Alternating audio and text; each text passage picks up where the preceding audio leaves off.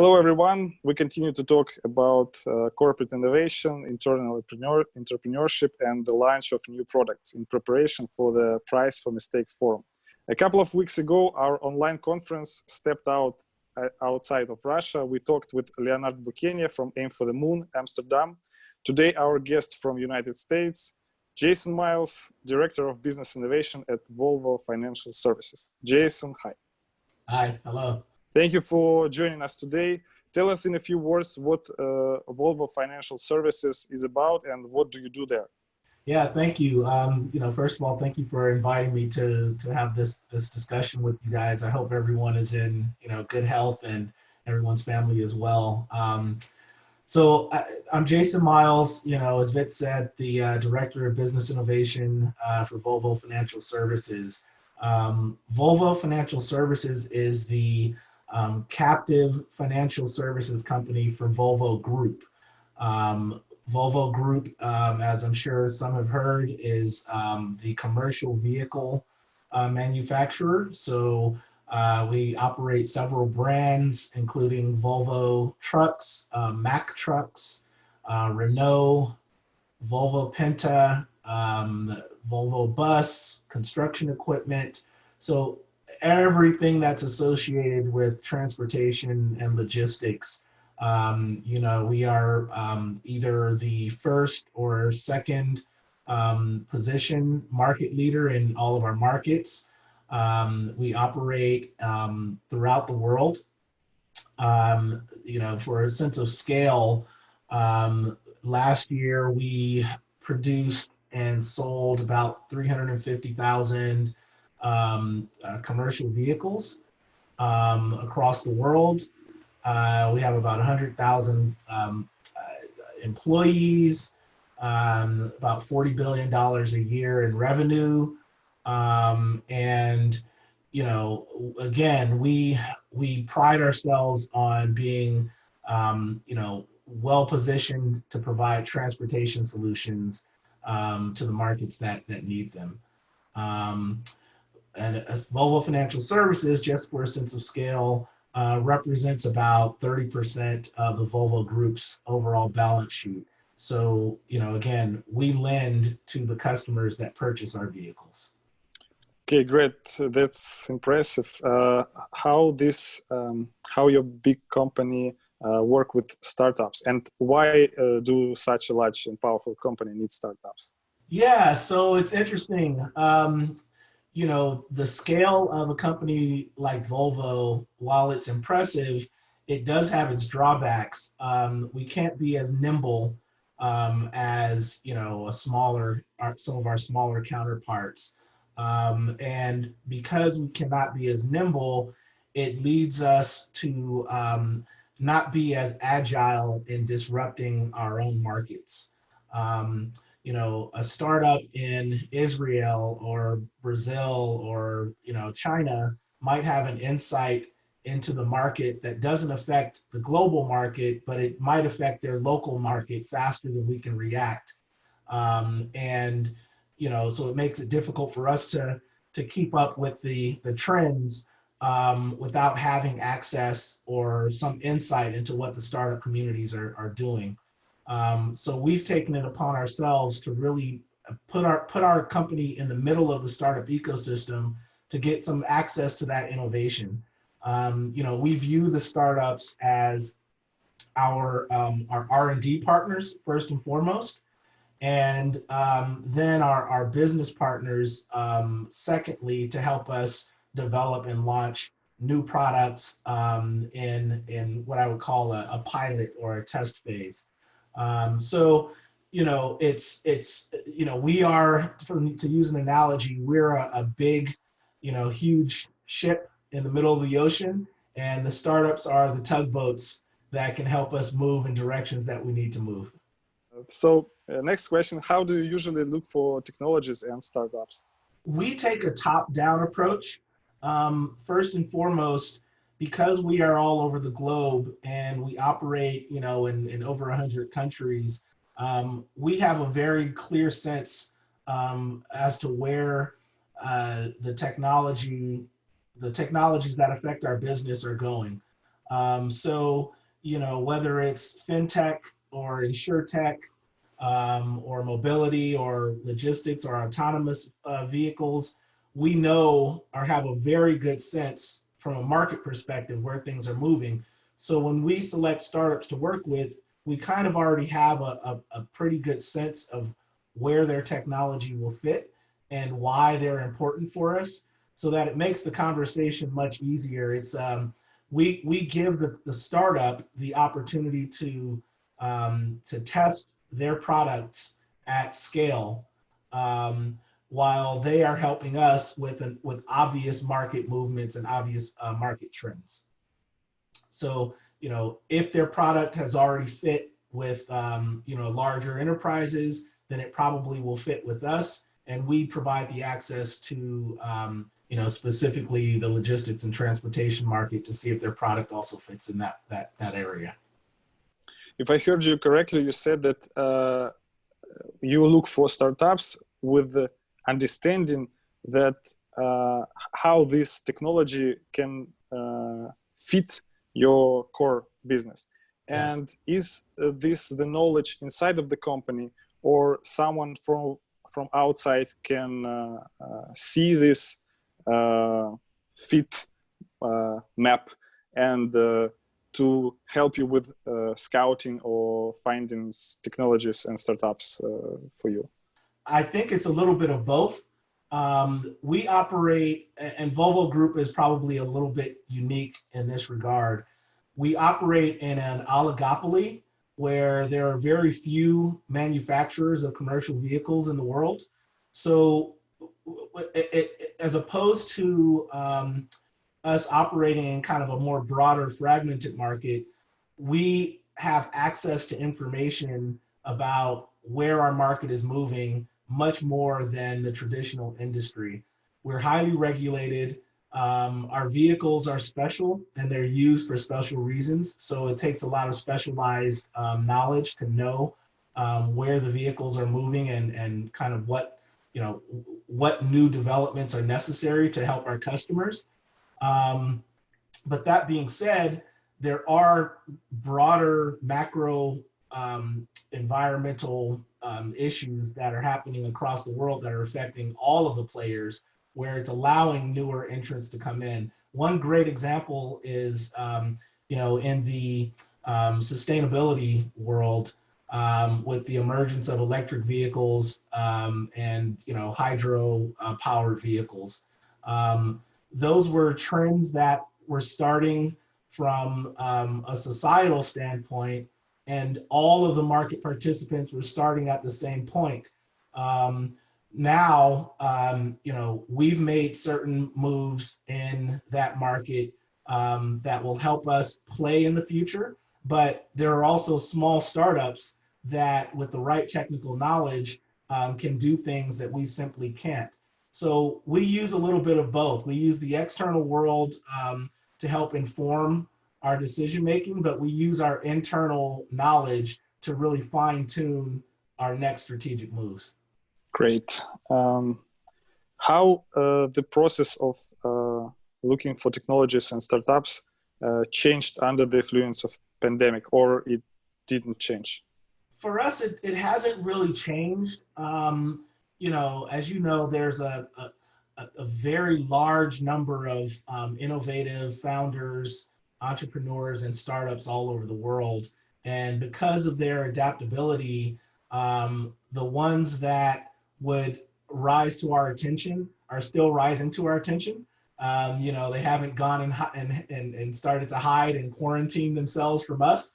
We might all be individually quarantining, but the companies themselves are still being very, very aggressive to let the world know what they're working on. So it has been a little bit more of a challenge just, communicating. We can't go to a certain market and meet all of the founders in one certain area.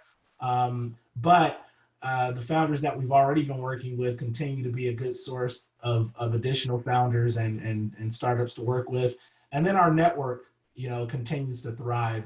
As I mentioned, we're in a lot of different countries, and one of our key goals is to know the best and the brightest in each country. And that list is pretty short within itself. So it's been a blessing in that it's helped us to fine tune the types of companies that we can talk to and really get their attention. And they can get our attention a little bit better as well. While also continue to move forward on some of the strategic objectives that we have. Corporations are usually slow with a bunch of documents and regulations. On the other hand, startups are fast with a healthy or unhealthy amount of chaos. How do you combine these two cultures? Wow, that's a very good question. We set up a separate entity that could move like a startup within the larger global entity. So it's called VFS Innovation Ventures. And essentially what I'm doing with VFS Innovation Ventures is everything from starting new companies and ventures within Volvo Group or Volvo Financial Services, investing in startups, partnering with startups, and we haven't done it yet, but there's also an opportunity to potentially purchase technologies and companies that really affect our strategic roadmap.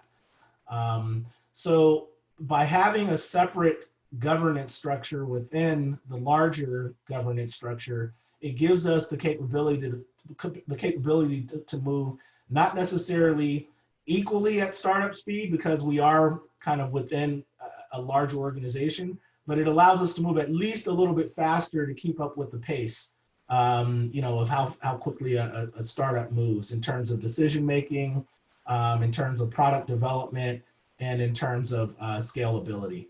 By having a smaller organization within a bigger organization to kind of map themselves to the startup, it puts us on equal footing. And it's worked pretty well so far in the few use cases and pilots that we've launched so far. And I think in the future, when we really start to scale our opportunities, it'll show its benefits even more. In one of your interviews, you said that VFS main markets are in North America, Europe and Asia, and apparently now you're in Latin America. Is there any difference in the approach to innovation in these four regions? No, actually, we take a global approach.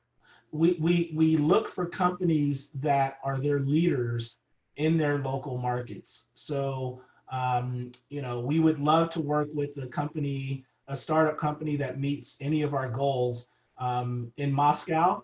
We would love to work with one in Rio de Janeiro or Sao Paulo. We'd love to work with one in Tokyo, because they know their local markets better than Volvo could possibly know, because we're all over the world.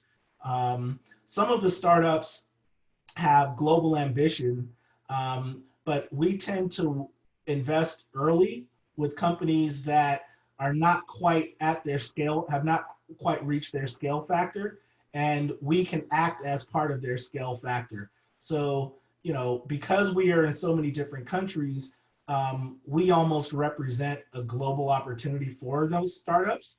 And if we can find the best in breed in every country across the world, then essentially we can map our global Volvo strategy with the global startup ecosystem. So, it hasn't normalized. We've explored companies in the Middle East. We've explored companies in North America, South America, Asia, obviously, and obviously Europe, which are our largest markets. But I think that the opportunities for innovation are all over the place. So, we keep it very open, and we just try to look for the best types of companies that are out there. You mentioned Moscow, and my next question about Russia. Do you have any experience with the Russian teams, Russian startups? What do you think about the prospects of Russia in this regard? Yeah, I think that they're pretty large actually. The Eastern European market as a whole is a very important region for Volvo Group. Um, we have not had any official relationships with the startup market in that area, but we're open to meeting any interested startups that can help us in the fintech sector, the mobility sector, or the logistics sector. We're open. If you have referrals, please send them. We do operate a global accelerator where we bring cool startups in to help to test their products.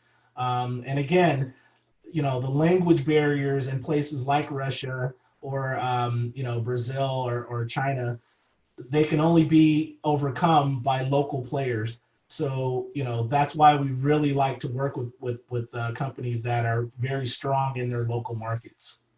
Could you name an example when you of this kind of work with local entities? In our last accelerator, we had about 6 or 7 startups from across the world. We had a few from the U.S., obviously, Canada.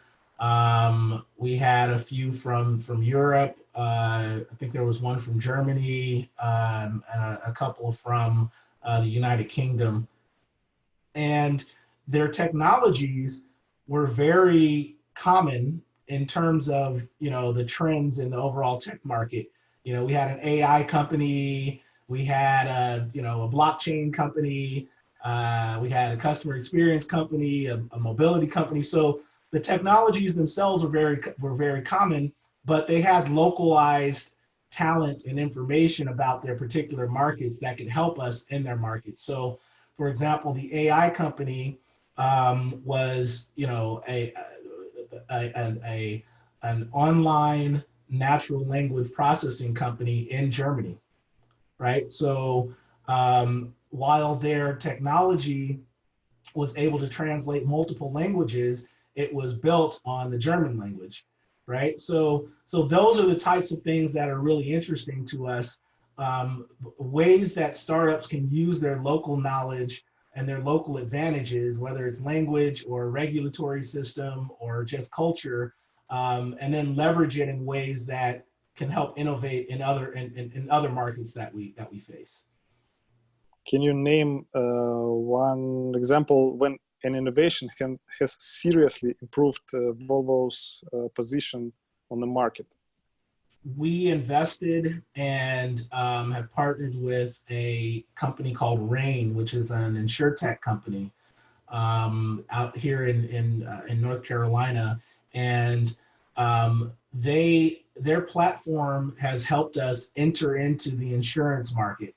Volvo has in certain markets had limited exposure to the insurance marketplace where we would provide insurance for our customers. But it hasn't been a scalable solution because of the regulations in every market across the globe.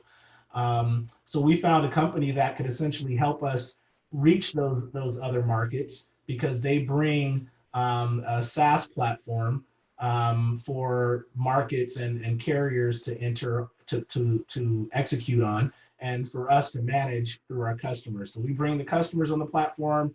Rain acts as the platform for everyone to interact, and then we also bring insurance carriers on the platform. So that really gave us an opportunity to expand our product set from simply loans to different services that our customers will need.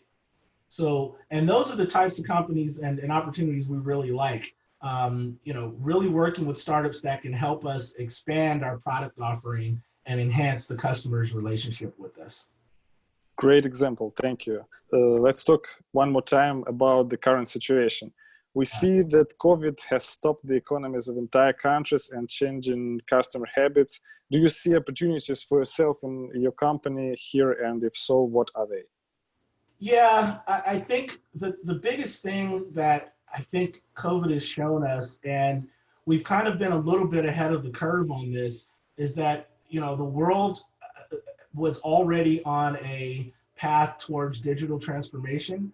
And, now that we've kind of forced ourselves into isolation and different forms of communication, it's kind of accelerated that model. So, for us, at Volvo Financial Services, it's given us even more confidence that the strategic direction we're moving in is the right way to go. We've before the pandemic, we were already working on ways to become more connected to our customers, more integrated and optimized inside of our company, and also more cutting edge in some of the ways that we deliver our products and some of the products that we work on. So this has really given us an opportunity to double down on innovation.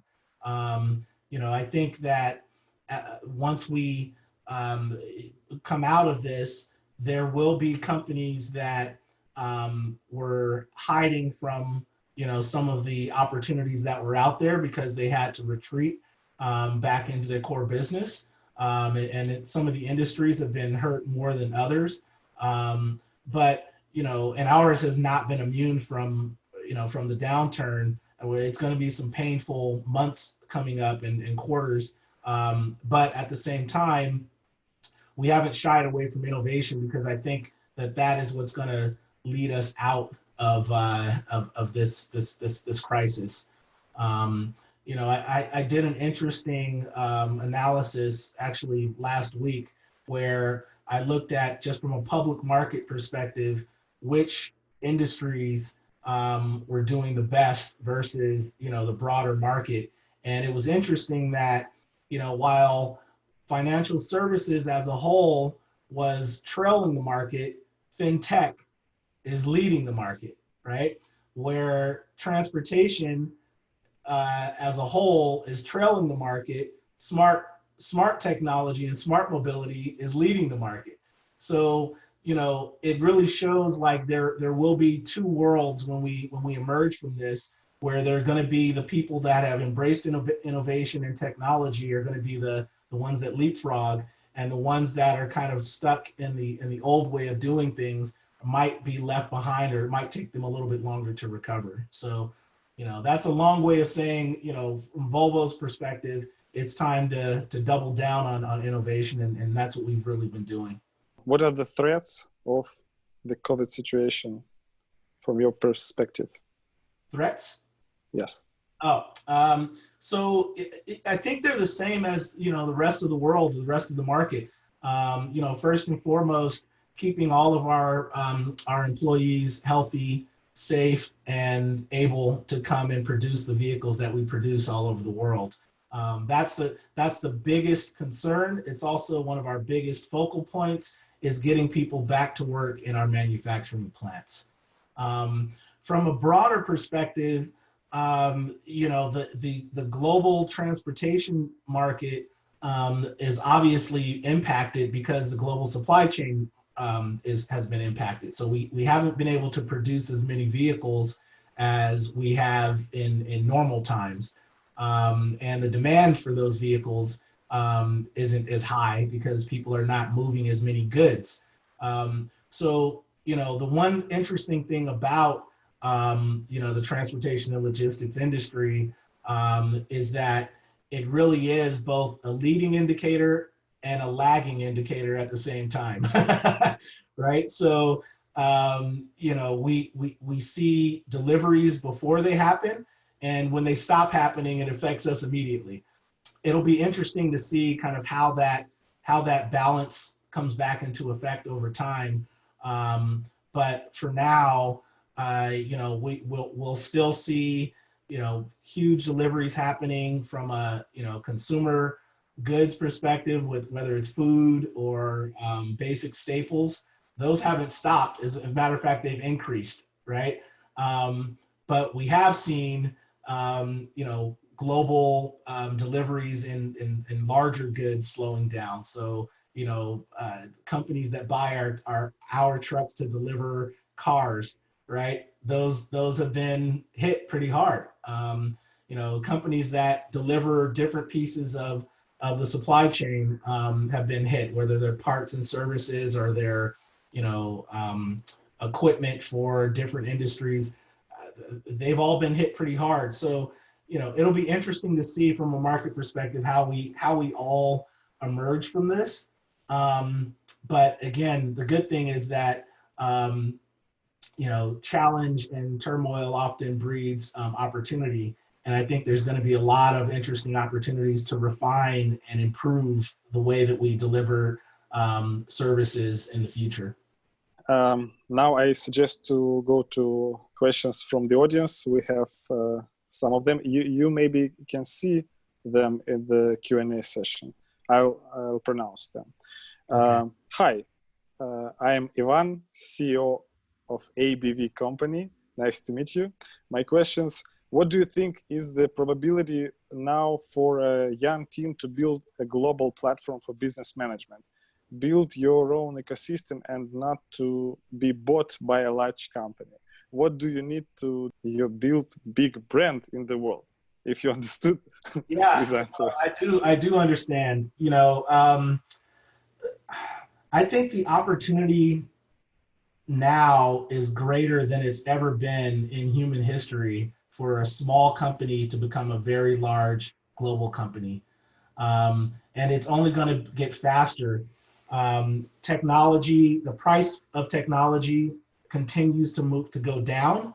The fact that everyone can use a cell phone now to communicate and be very active in a market is a huge tailwind because people can communicate faster. Software is moving in a great direction because there are unique players that have interesting tools that can help a business do things at light speed. Obviously, there's cloud infrastructure now, so you don't need a huge server farm to put things out there. And then, one of the biggest things, and this is special because I love fintech, is the cryptocurrency market. So, you can now finance your company globally without having to have a lot of local impact. As long as you are complying with the local regulations, there's no limit to the amount of capital that you can raise. Teams that you're building can now be global immediately. You can hire people that are working remotely from every country in the world while you're managing them from your local market. So I think the opportunities to build global platforms now as a small startup are bigger than they have been, and they're going to continue. I mean, you can see it in the companies that actually are the unicorns of the world right now. From a brand perspective, to become a global brand, I mean, it's a big challenge. It's a very large challenge. The global brands that we know of today put a lot of marketing behind those brands, a lot of marketing dollars, but ultimately they became global because their product was something that everyone wanted. So, that opportunity always exists, and it's always a huge challenge. So I don't think that has changed very much. But again, the communication has changed with social media, et cetera, et cetera. You have new challenges, new channels to communicate through. So I think the future is very bright. Depending on what market you're focusing on, I think you have huge opportunities. I will say that it's probably a little bit more difficult if you are trying to develop a company or a product that requires a very large or integrated supply chain, because it's difficult to get into those types of markets because of the relationships that already exist and the amount of capital that you need. So, to become a global brand new car manufacturer, i.e. Tesla, right, is a very difficult thing to do hence why his valuation is so high, because he's figured out a new way to do things. But even what he's done is very hard to replicate. So, if you are a pure technology company, I'd say your headwinds are pretty low, or your hurdles or barriers to entry are pretty low. But if you're going to be a much more global manufacturing type of a business, you probably have higher hurdles to cross, but they're still lower than they used to be. So Alexei asks, how did you look for startups and teams before the pandemic? Exhibitions, corporate hackathons, etc., or did they find you? How did the search change during the pandemic? You answered already, but the main idea one more time, please. Yeah, definitely. So again, we take a hybrid approach. We are always open to hearing new ideas from founders and entrepreneurs and management teams that have great products that could help us. We do have an accelerator program where we take applicants from across the world, and we filter through those applications to see if there's companies that really meet our needs. And then, of course, it's called venture capital for a reason, right? We have to go out and venture out and build relationships in different markets and different countries, so that folks like you can be our referrals. Those are always the best companies to work with, are the ones that come from our referral network that we cultivate over time. So we try to have core partnerships with, the best and brightest companies and investors, in our target markets. And by doing that, we tend to see, some pretty good companies and good opportunities. So, again, if there are any cool startups that can help us, or that you guys think can help us, feel free to reach out to me. Vitaly obviously has my contact information, and as we begin our next phase or our next accelerator, I'll be sure to reach out to Vitaly and the team and get that information out to all of you. Okay, Jason, I guess this is it for today. It was a great conversation. Thanks a lot. Stay safe and healthy. See ya. Yeah, thank you so much for having me, and everyone stay safe and healthy to you as well. We'll be out of this soon, I hope. Yes. Thanks a lot. Bye-bye.